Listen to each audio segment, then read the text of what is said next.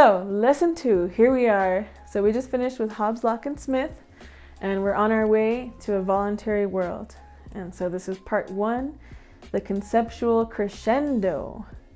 So, in order to talk about this conceptual crescendo and how it can lead to a voluntary world, I got to talk about Hobbes, Locke, and Smith and the questions that they asked. And so, the questions that they asked, they all kind of, they function as a system. And so when you ask one of these questions, like Hobbes asked, was like, when is it okay for people to overthrow their ruler or disobey their ruler? It also comes with this question of, what is human nature and how can we organize ourselves in another way that maybe does not lead to the same problems. And so these questions kind of come as a set, and the same thing with Locke and same thing with Smith. And how those questions are asked determines what answers you get, of course. And so those questions and answers can be seen as a system. And so this here is a model for thinking about conceptual systems. And what it basically means is that if you have this idea over here, or this word about human nature, or that we're self-interested or self-destructive, that also comes with this other idea of what is it that we're seeking? Why are we destroying things? There's a question of motivation. So this question and this concept over here is combined with this question and concept. And as you keep untangling them, you'll see that it's a whole system of concepts that really are kind of interdefined by each other. And so if you look at our world and the systems, the conceptual systems that give rise to it, it's actually a mixture of all these different people's influences. And so in here, I've kind of painted the gray as the negative views of humanity, and the colorful ones as the positive views of humanity and the things that have the richness of life in them. And so these conceptual systems, they just have to be seen as a whole. And any one question has to be seen as, a cluster with the other questions. And so the one thing that I want to point out is that our systems, our social systems, have emerged from conceptual systems.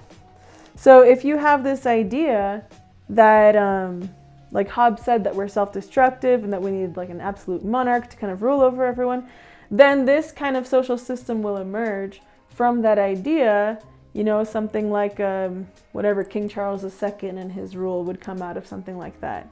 And then you have some other thing like Locke's idea of private property and we own ourselves, self-ownership was the last one. Then you have this idea of a government that's justified in terms of maintaining private property. And so you have these different kind of ideas of government and governance emerging from these core concepts here about human nature, and about what we're motivated by and all these things. And so when we think about our world, and when we think that Hobbes, Locke, and Smith, and many other philosophers and organizers and artists and all these things had a conceptual influence on our world, we have to be able to see social systems as emergent properties of conceptual systems. And we have to be able to see our current events as the superficial layer of these social systems. And so when I talk about moving towards a conceptual system in which a voluntary world is possible, it's like removing this whole cluster of ideas here and replacing it with another conceptual cluster.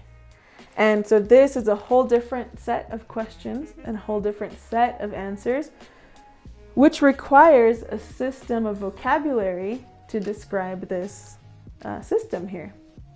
And so when I talk about a voluntary world in the conceptual crescendo, I'm going to be talking about maybe this word here and this word over here and this word. I'm going to keep building up system of vocabulary until we can see that all of this is a functioning system. And so from there, from this vocabulary, we can then imagine the social systems that can emerge from there and a whole different set of current events than what we're experiencing now.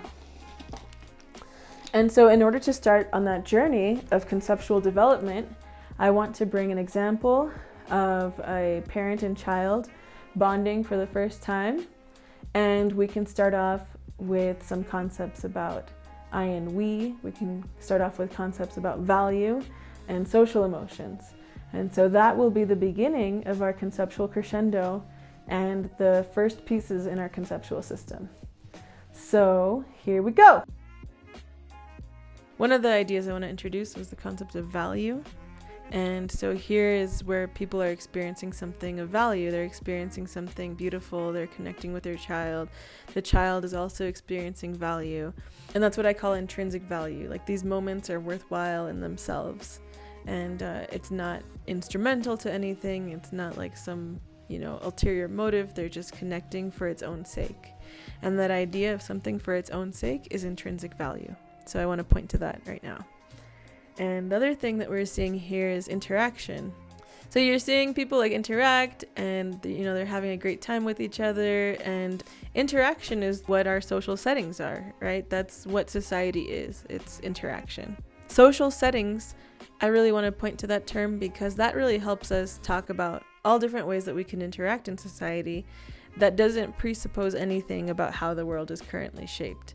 There will always be social settings, and there's always going to be content to those social settings, whether that includes, caressing and playing around, or if that includes all these other activities that we can do as humans. Social settings can encompass that possibility. And so right here, it's just, these are the smallest social settings that you can see, right? It's 2 people or 3 people. And we seem to do really well in these kinds of settings, right? We can love each other, we can have fun together. There's all kinds of possibilities in this space.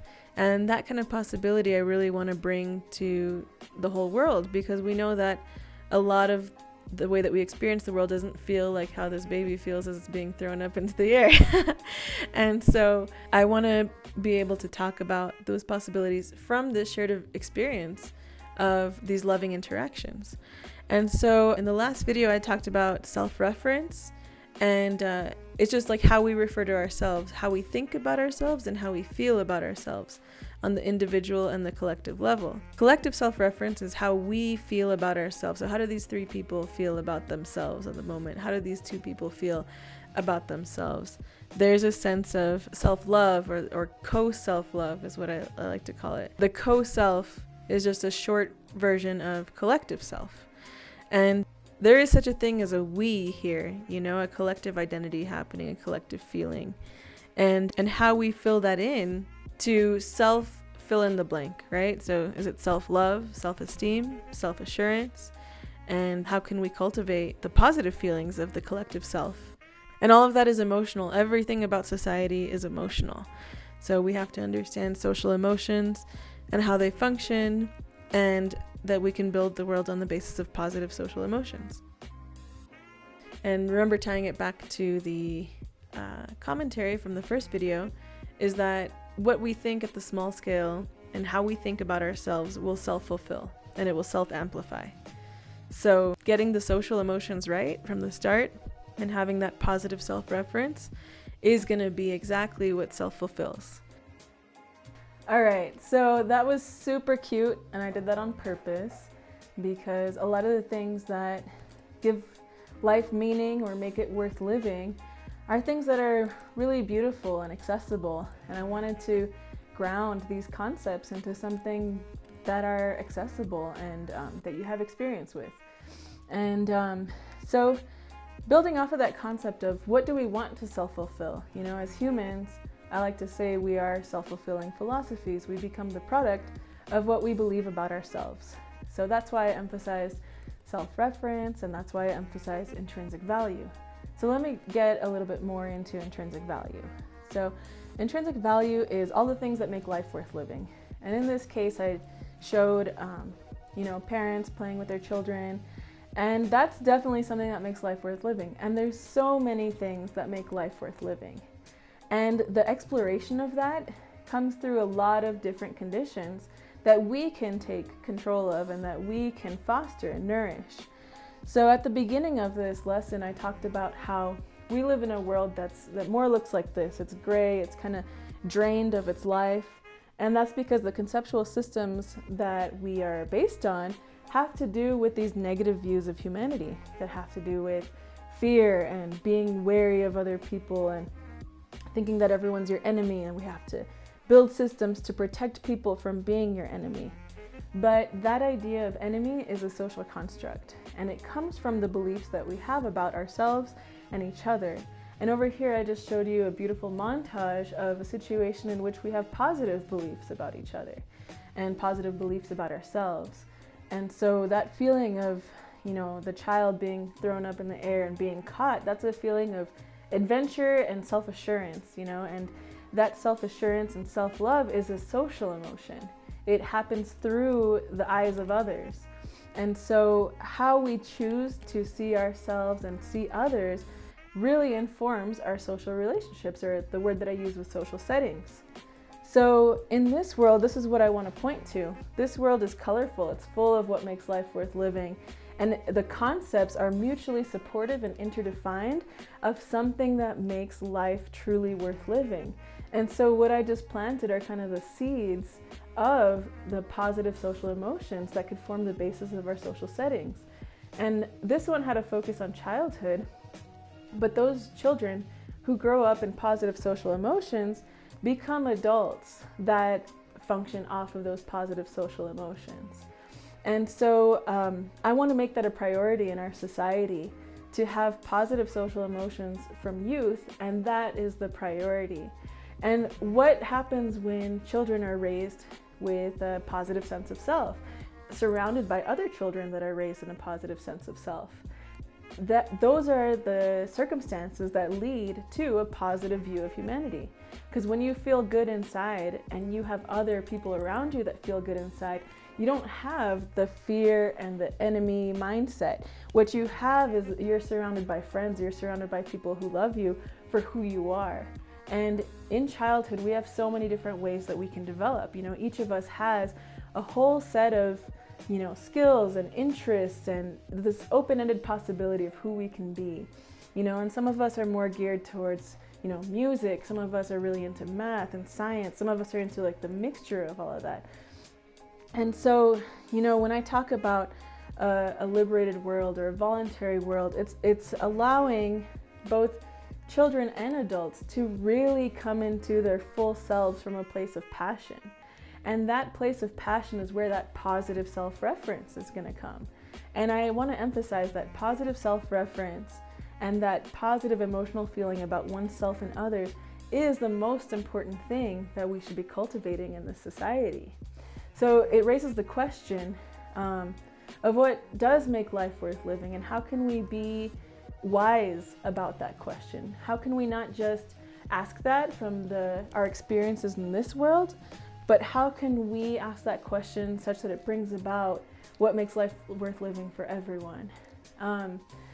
And so when we engage in those questions, we can make that reality. And those are the social settings that we can cultivate. And as we go forward, we're going to explore the full menu of possibility of all these things that can make life worth living. And what happens when we each have a sense of what makes life worth living that's compatible with everyone else in the world. And that is really the world that I want to move towards. And I think that when we combine these concepts that I've highlighted in pink, we can really have a creative and philosophical discussion about the world that we want to see.